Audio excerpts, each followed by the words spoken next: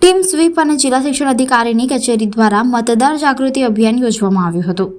લોકસભાની યોજાનાર સામાન્ય ચૂંટણીમાં વડોદરા લોકસભા અને વાઘોડિયા વિધાનસભા બેઠકની પેટા ચૂંટણીમાં મહત્તમ મતદાન થાય તે માટે જિલ્લા ચૂંટણી અધિકારી બીજલ શાહના માર્ગદર્શન હેઠળ સ્વીપ અને ટીઆઈપી અંતર્ગત વડોદરા શહેર જિલ્લામાં મતદાર જાગૃતિ અભિયાન હાથ ધરવામાં આવ્યું છે. વડોદરાની ભારતીય વિદ્યા ભવન સ્કૂલ ખાતે 1500 જેટલા વિદ્યાર્થીઓએ માનવ સાંકળ રચી હતી, જેમાં આંગળી પર મતદાન પહેલા કરાતું શાહીનું ટપકું દર્શાવ્યું હતું. આ રીતે વિદ્યાર્થીઓ દ્વારા લોકશાહી સુદૃઢ કરવાનો અને મતદારોમાં મતદાન જાગૃતિનો અનોખો સંદેશો આપવામાં આવ્યો હતો. આગામી જે લોકસભા ઇલેક્શન આવી રહ્યું છે તેમાં વધુને વધુ લોકો મતદાન કરે એ અંતર્ગત વોટર અવેરનેસ ખૂબ જ જરૂરી છે.